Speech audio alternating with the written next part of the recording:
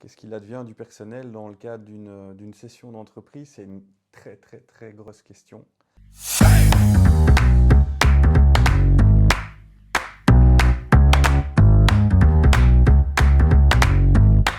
La transparence est vraiment une valeur importante chez Ecofin. Donc, pour moi, il vaut bien mieux défendre une vérité difficile que mentir.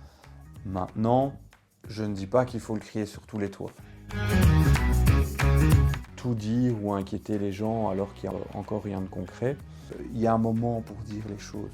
Dans un processus de transmission idéal, il y a des phases. Il y a une phase d'analyse, une phase d'optimisation et puis une phase de vente. On a vraiment une première phase qui est combien vaut mon entreprise aujourd'hui? Quelle est sa maturité vis-à-vis d'une transaction, d'une vente? Idem que combien vaut ma maison aujourd'hui et que puis-je faire pour en améliorer la valorisation ou la possibilité d'une transaction? Pendant cette phase d'analyse, objectivement, j'ai aucune décision qui est prise. Je ne recommanderais pas de le communiquer à ce moment-là. Parce que la décision de vendre, elle n'est même pas encore prise.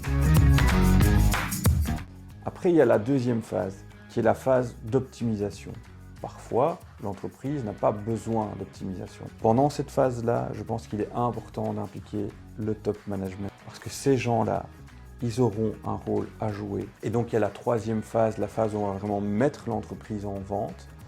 Et à ce moment-là, je pense qu'il faut redescendre encore une couche au niveau de la transparence, au niveau du personnel et les prévenir qu'il y a une recherche d'un partenaire industriel. Prévoir des communications d'urgence, c'est-à-dire l'information se diffuse, le personnel est au courant. À ce moment-là, il est important de savoir comment réagir et comment communiquer. Dans une transmission, on a beau faire signer des accords de confidentialité, il y a souvent des fuites. Et puis le personnel, il va voir arriver à un moment donné des auditeurs, des gens en costume cravate qui vont voir régulièrement, etc. Ils vont se poser des questions, ça va vite s'ébruiter. Il faut comprendre aussi que ça va fortement limiter la possibilité de publicité par rapport à la mise en vente. Ça va forcément limiter le nombre d'acquéreurs potentiels et donc limiter les conditions favorables par rapport à la transmission. Ce n'est pas une opération que les fournisseurs ou les clients voient forcément d'un bon œil. Ce n'est pas une opération que les employés voient forcément d'un bon œil. Le risque principal auquel un dirigeant, un cédant pense, oui, mais s'ils savent que je veux vendre, ils vont avoir l'impression que je les trahis et ils vont démissionner, ils vont partir. Et moi, sans eux, je ne peux pas faire tourner la boîte, je ne peux pas la vendre, donc c'est vraiment important. Tout simplement, de nouveau, en parler en toute transparence et organiser peut-être un incentive pour les personnes clés, puisque leur présence va avoir un impact direct sur le succès de la reprise et potentiellement être une des clauses de garantie dans la reprise de l'entreprise.